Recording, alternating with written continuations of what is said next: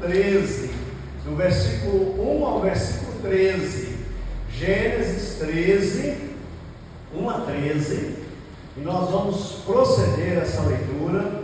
Eu gostaria que vocês acompanhassem, eu vou estar fazendo essa leitura, e que vocês então acompanhassem, a leitura que eu vou estar fazendo, e que nós estejamos atentos àquilo que o Espírito Santo de Deus quer comunicar aos nossos corações.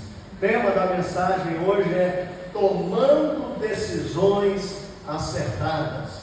E olha, meus irmãos, todos os dias a gente toma decisões, e é fundamental a gente tomar toda decisão orientada pelo Espírito Santo de Deus. Então, Gênesis 13, 1 a 3, assim diz: Saiu, pois, Abraão do Egito para o Neguebe, ele e sua mulher, e tudo o que tinha, e Ló com ele. Era Abraão muito rico, possuía gado, prata e ouro, e fez as suas jornadas do Neguebe até Betel, até o lugar onde primeiro estivera a sua tenda entre Betel e Ai, até o lugar do altar que outrora tinha feito, e aí Abraão invocou o nome do Senhor. Ló que ia com Abraão também tinha rebanhos, gado e tendas, e a terra não podia sustentá-los para que habitassem juntos, porque eram muitos os seus bens, de sorte que não podiam habitar um na companhia do outro. Houve contenda entre os pastores do gado de Abraão e os pastores do gado de Ló. Nesse tempo, os cananeus e os ferezeus habitavam essa terra.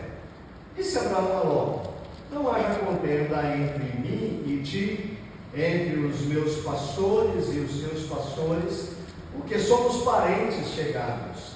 Acaso não está diante de ti toda a terra? Peço-te que te apartes de mim. Se fores para a esquerda, irei para a direita. Se fores para a direita, irei para a esquerda. Vamos ler juntos o versículo 10. Vamos lá? Levantou logo os olhos e viu toda a campina do Jordão, que era toda bem regada, antes de haver o Senhor destruído Sodoma e Gomorra, como o jardim do Senhor, como a terra do Egito, como quem vai para Zoar. Você pode frisar aqui no versículo 10, quando Ló levanta os seus olhos e vê a campina do Jordão, que era toda bem regada como o jardim do Senhor. Assim foi a sua visão, Versículo 11: Então Ló escolheu para si toda a campina do Jordão e partiu para o oriente. Separaram-se um do outro. Habitou Abraão na terra de Canaã, e Ló nas cidades da campina, e ia armando as suas tendas até Sodoma. Ora, os homens de Sodoma eram maus e grandes pecadores contra o Senhor.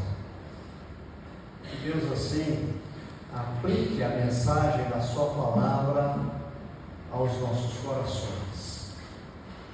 Tomando decisões acertadas. Meus irmãos, as decisões assertivas, elas são um ponto crítico para o alcance de resultados. Escolhas erradas podem levar a problemas e crises, enquanto que escolhas certas geram recompensas e satisfações. Em todos os momentos, enquanto nós estamos acordados, nós tomamos decisões, sejam decisões simples ou decisões complexas. A grande questão para se tomar uma decisão assertiva é, primeiro, não manter a indecisão.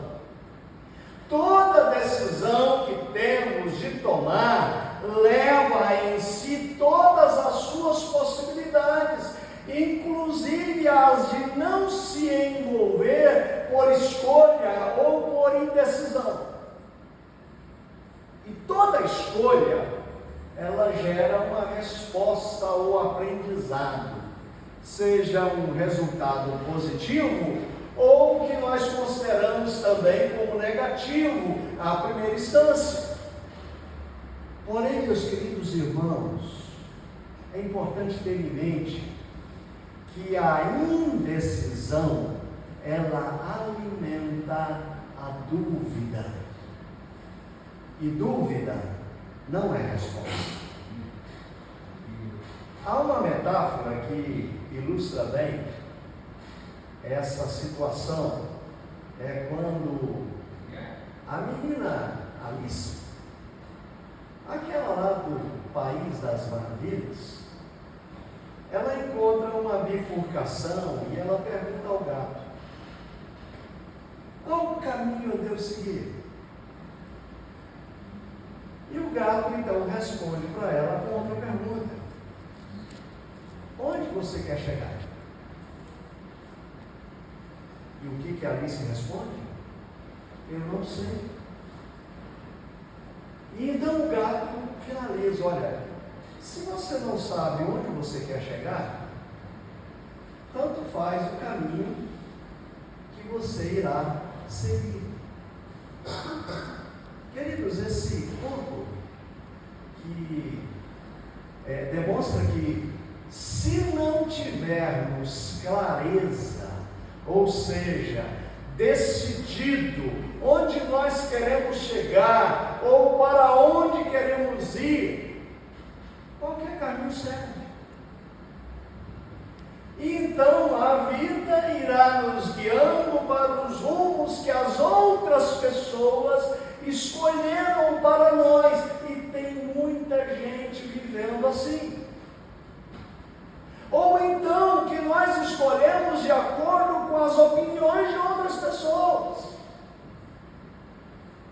E esse dilema em não saber o que escolher leva-nos à inércia e acabamos perdendo as oportunidades que aparecem em nossa frente, o que pode gerar remorsos, sofrimento, tristeza, raiva, angústia, arrependimentos ou até mesmo mais dúvidas.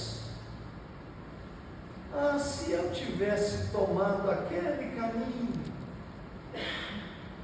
será que não seria melhor se eu tivesse optado pela aquela outra alternativa? Como teria sido se eu tivesse tomado a decisão daquela outra forma? Na verdade, meus irmãos, na vida, há momentos que nós temos que decidir por algo determinante que vai marcar nossas vidas para sempre. Daí a necessidade de se cuidar para não tomar uma decisão errada. E eu quero dizer também para você que ficar em cima do muro também é uma decisão, e muito errada, por sinal. Então, como tomar decisões? No texto que nós lemos, nós encontramos alguns elementos aqui importantes sobre a tomada de decisões e as consequências que são geradas. O texto nos fala de uma decisão importante tomada por Ló, que marcou para sempre a sua vida, a sua família, o seu futuro e aqueles que estavam à sua volta. Então, trabalhando o texto, falando sobre o tema tomando decisões acertadas, eu chamo a sua atenção para algumas lições importantes que o Senhor tem a nos ensinar através da sua palavra. E a primeira lição importante para você gravar na sua mente sobre essa questão de decisão, meu querido, é: não tome decisões apenas pelos que os seus olhos enxergam. Não tome decisões apenas pelos que os seus olhos enxergam. Analisemos aqui alguns critérios equivocados que Ló usou para tomar a sua decisão e fazer a escolha do lugar onde iria viver com a sua família. Vejam só, meus irmãos, o versículo 10, né? Levantou Ló os olhos e viu toda a campina do Jordão, que era toda bem regada, como o jardim do Senhor. Mas que coisa maravilhosa aquela terra, né? Ali é o verdadeiro jardim do Senhor. Então a sua decisão foi imediata. Mas Ló não considerou as coisas mais sérias contidas na sua decisão, e ele não processou as consequências mais profundas da sua atitude. E muitas pessoas agem dessa forma, ficam impressionadas com a imagem, com a performance, com a beleza, sem considerar o interior e os aspectos que são perceptíveis aos olhos. Tomam decisões sem considerar as implicações mais profundas. Tomam decisões apenas com base no emocional. Mas o fato é, como diz o ditado, nem tudo que reluz é ouro. Então nós temos muitas decisões sérias a tomar em nossa vida, e algumas delas são extremamente difíceis e com seríssimas implicações. E olha, as decisões, elas são marcadas por algumas realidades. E a primeira, olha querido, toda decisão ela é um pouco traumática, e algumas são muito traumáticas. Você não pode ter o melhor dos dois mundos. E a palavra decisão em si já diz, né? De mais cisão. Implica em rupturas, implica em cisões. E decisões às vezes são tão duras que algumas pessoas preferem não decidir. Eu não vou decidir. Só que ao dizer isto, você já está tomando uma decisão. A decisão de não decidir. Agora, é importante também que a gente entenda que nossas decisões, elas afetam outras pessoas. Nós temos a tendência de achar que nossas decisões só têm a ver conosco, mas a maioria das vezes elas atingem muitas outras pessoas que estão à nossa volta, pessoas relativistas, narcisistas e egoístas, que não consideram outros na sua história, ferem demais familiares, amigos, colegas de trabalho. Quase nunca tomamos decisões apenas para nós mesmos. E aí, em geral, envolvemos cônjuge, filhos, amigos, igreja. São pessoas que estão à nossa volta, que são afetadas negativa ou positivamente por nossas decisões. E uma coisa é certa, meu querido, minha querida irmã, você não é uma ilha. E aí também nós precisamos ter em mente que a sua decisão determina o seu futuro. E poucos param para pensar sobre isso. Então uma decisão, ela pode ser como um pacote. Você pode decidir o que você quiser, mas não pode alterar as consequências da decisão que você tomou. Jean Paul Sartre, ele disse o seguinte: eu sou a minha decisão. verdade é que você pode decidir sobre sua vida, mas você não pode decidir sobre as consequências que tais decisões trarão. Decisões em si mesmas já trazem consigo as consequências. Você não pode decidir continuar comendo a gordura da picanha, mas não pode impedir seus efeitos no colesterol.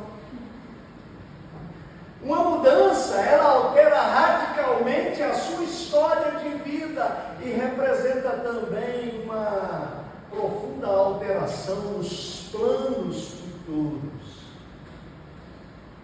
Daí a orientação sábia do salmista no Salmo 1, né? Bem-aventurado o homem que não anda no conselho dos ímpios, não se detém no caminho dos pecadores, não se assenta na roda dos escarnecedores. Antes o seu prazer está na lei do Senhor, e na sua lei medita de dia e de noite. Pois será como árvore plantada junto ao ribeiro de águas, que no devido tempo dá o seu fruto. Sua folhagem não murcha, eis que tudo quanto fizer será bem sucedido. Então esse salmo, nesses versículos de 1 a 3 que citamos, nos apresenta o melhor caminho a seguir. O melhor caminho a seguir.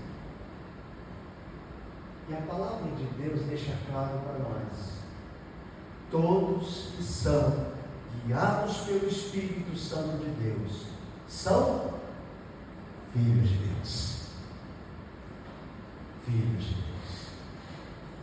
Em segundo lugar, não tome decisões apenas por razões econômicas. Ló viu as passagens como o jardim do Senhor. Muitos tomam decisões apenas pelo salário imediato, ou pelas ofertas do mercado, ou pela possibilidade da rápida ascensão e o ganho fácil. Tomam decisões por aquilo que melhor agrada aos seus olhos, mas não consideram outras possibilidades de ganhos ou perdas espirituais, morais ou até mesmo financeiros. Meus irmãos, nós precisamos considerar os ganhos da alma.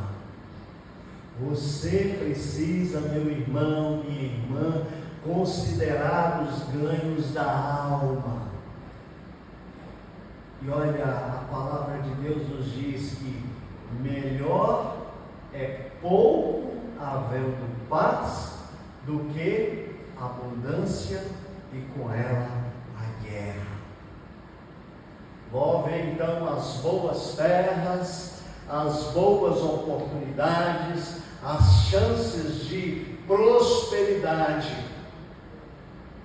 Finanças muitas vezes têm se tornado o único critério de decisão do homem, porém esse critério não é o mais sábio e cristão. Nós precisamos encontrar fatores motivacionais mais significativos.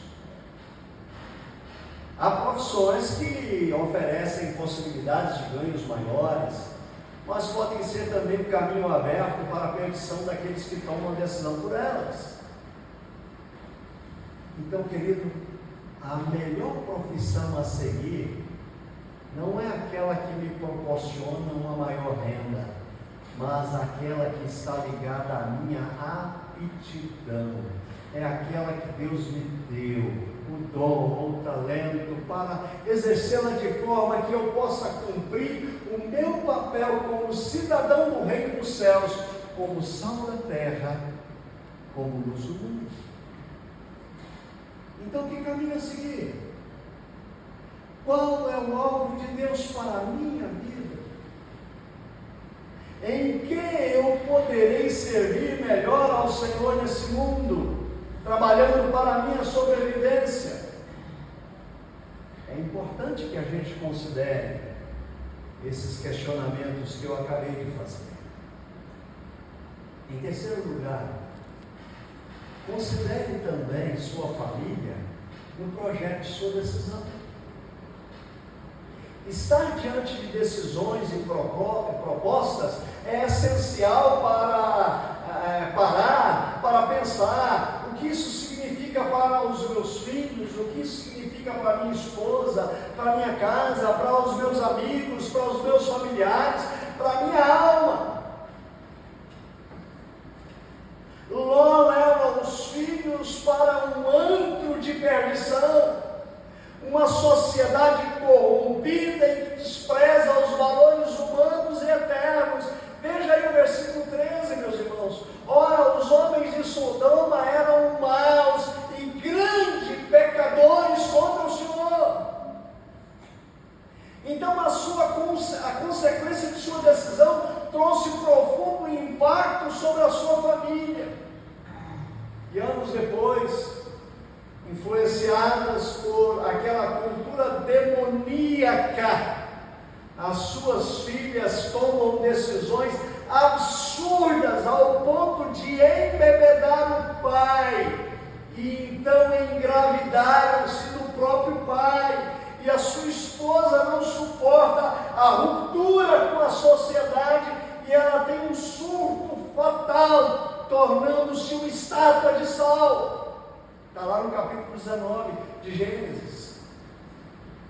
Toda a sua família então é afetada pela sua decisão tomada no passado. E aí, meus irmãos, nós tiramos uma lição preciosa para as nossas vidas. Nós precisamos sempre refletir no fato de que família é o grande projeto de Deus para as nossas vidas. Não é o dinheiro que nós ganhamos. Por isso, antes de tomar qualquer decisão, pergunte: quais efeitos tal decisão trará sobre a minha vida? Quais efeitos tal decisão trará sobre a minha família? Isto será bom para a minha esposa, para os meus filhos? Determinadas decisões expõem a família a constrangimentos e leva à morte moral e espiritual. Eu preciso ter em mente aquilo que o salmista diz: se o Senhor não edificar a casa, em vão trabalham os que edificam. E que muito feliz é o homem que confia no Senhor e cuja esperança é o Senhor. Este vê a alegria de sua casa, vendo junto de si a sua esposa e os seus filhos sentados à mesa à sua volta, vivendo em família de forma abençoada. Isso é tremendo. Glória a Deus. Em quarto lugar, considere Deus nas suas decisões. Tão importante quanto os outros itens que nós falamos. Considere Deus nas suas decisões. Olha, basear nossas decisões na maneira como nos sentimos, raramente não serve. Nós não podemos tomar decisões baseadas nas nossas emoções somente, pois em muito elas são falhas e voltadas para os nossos desejos egoístas, desprovidos de discernimento e racionalidade que se fazem necessários. Então, meus irmãos, nós precisamos nos aconselhar, refletir, buscar em Deus relacionamento, direcionamento para as nossas decisões, pois agir de acordo com os nossos impulsos não é bom. Vamos parar, vamos pensar, vamos refletir, para que tomemos decisões no Senhor. Mas se fizermos ou tomarmos as decisões sem refletir no Senhor, o fracasso é garantido. E quando nós abrimos a Bíblia lá em Provérbios 16, 1 a 3, diz o seguinte: o coração do homem pode fazer planos, mas a resposta certa dos lábios vem do Senhor. Todos os caminhos dos homens, são puros aos seus olhos, mas o Senhor pesa o espírito. Então o sábio nos orienta: confia ao Senhor as suas obras, e os teus desígnios serão estabelecidos. Ló ignorou completamente o que aquela cidade representava para Deus. Ignorou totalmente a Deus em sua decisão. E olha, meus irmãos, nós nunca podemos esquecer que o pouco com Deus é muito e o muito sem Deus é nada. Muitas decisões não são tomadas tendo Deus como parâmetro, nem refletimos sobre a sua vontade. Então, meu querido, fique esperto. Fique esperto. Você tem tomado decisões demais sem consultar a Deus, sem refletir diante de Deus. E às vezes nem pedimos sua orientação em oração. E o resultado é destruição de nossa alma, destruição de nossas vidas. Quem já assistiu lá o filme O Advogado do Diabo, a gente vê lá o jovem profissional, ele destrói completamente a sua casa, causa um sofrimento terrível para a sua mulher, e é tão grande o sofrimento que ele causa para a sua esposa, que ela se suicida. E aí, quando Satanás é inquirido por aquele jovem advogado, ele zomba, Satanás zomba do rapaz. Ele diz: olha, eu não disse para você cuidar de sua família. No entanto, você estava tão fascinado demais com a reputação, com a fama, com o sucesso e com o dinheiro. Então você entrou nessa porque você quis. Daí uma palavra importante para nós, meus irmãos. Antes de tomar uma decisão, pergunte, vou glorificar a Deus com essa minha decisão? É isso que Deus espera de mim? Deus está comigo nessa decisão? Eu já vi pessoas, crentes, de igreja, que dizem o seguinte: olha, pastor, eu não vou orar não, porque eu já sei o resultado. Eu sei que Deus não quer que eu vá para essa direção, mas como ele está tão focado naquela direção, que ele deve e vai. A pergunta é: por que insistimos em caminhar por estradas que Deus quer ou que Deus não quer que caminhemos? Eu vou repetir. Por que insistimos em caminhar por estradas que Deus não quer que caminhemos?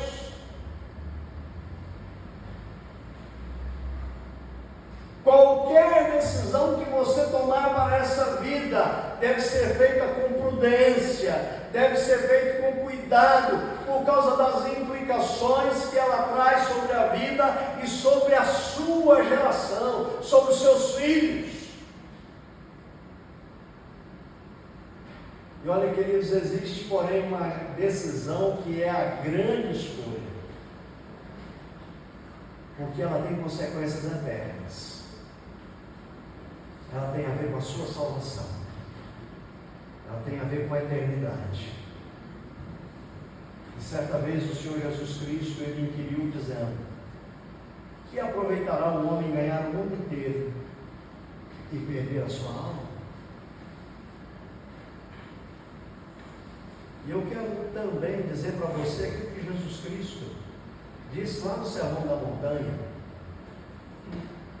O Senhor Jesus Cristo, ele disse que em matéria de salvação, a maioria não está com a razão. A nossa tendência é fazer aquilo que a maioria faz, é tomar decisões que a maioria tomaria. E aí o Senhor Jesus Cristo diz para nós: olha, entrai pela porta estreita, porque larga é a porta e espaçoso o caminho que conduz para a perdição, e são muitos os que entram ou que palmilham, que andam por esse caminho. Apertada é a porta, estreito o caminho que conduz para a vida, e são poucos que trilham por esse caminho.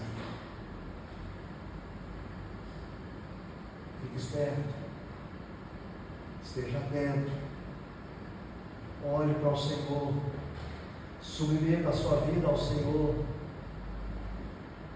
E olha, querido, nem sempre a melhor decisão é a mais fácil. Jesus é a joia de grande valor, e a vida eterna é a melhor escolha que você pode fazer. Portanto, decida seguir a Jesus, abra o seu coração para que Ele seja Senhor da sua vida. O profeta Elias, ele teve que lidar com pessoas muito relutantes em seguir a Deus. E no momento decisivo do seu ministério, ele fez a seguinte declaração para esse povo: olha, até quando cocheareis entre dois pensamentos? Se o Senhor é Deus, seguiu. Se é Baal, seguiu. Mas diz lá 1 de Reis 18, 21, o povo nada respondeu. E é interessante notar que o povo nada respondeu. Aquelas pessoas continuaram indecisas, não assumiram uma posição espiritual em suas vidas. E esse é o grande erro que nós podemos cometer. Esse é o grave risco que nós podemos correr. Não assumir uma posição espiritual em nossas vidas, de viver para a glória e honra do Senhor. Em um outro momento da história do povo de Deus, Josué, ele afirmou: vocês estão aí enamorando a outros deuses. Não foi para isso que o Senhor trouxe vocês para essa terra, para a terra prometida. Então, eu faço um desafio para vocês hoje. Vocês devem escolher a quem vocês vão seguir. Se aos deuses a quem serviram vossos pais que estavam da além do Eufrates, ou se aos deuses dos amorreus em cuja terra vocês habitam. Eu já fiz a minha escolha. Eu e a minha casa serviremos ao Senhor. Eu quero trazer uma palavra conclusiva e uma aplicação prática para as nossas vidas. Meus queridos irmãos, ou meu querido irmão, minha querida irmã, opte pelo reino de Deus. É o melhor investimento que temos para a nossa vida. E isso nunca trará qualquer confusão para nós. Jesus Cristo, ele ensinou aos seus discípulos: o reino dos céus é como um tesouro escondido no campo. Certo homem, tendo-o encontrado, escondeu de novo, e então, cheio de alegria, foi, vendeu tudo o que tinha e comprou aquele campo. Olha, a vida eterna é tudo que nós precisamos para viver eternamente. E ainda diz: olha, o reino dos céus também é como um negociante que procura pérolas preciosas. Encontrando uma pérola de grande valor, foi e vendeu tudo que tinha, comprou.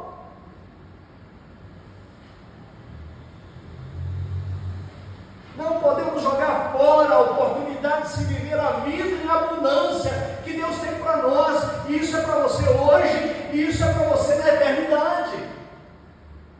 Então, meu querido, tome uma decisão por uma vida séria e comprometida com Deus. E nesse caso, é outra grande decisão de não querer pecar contra o Senhor, de não viver uma vida cristã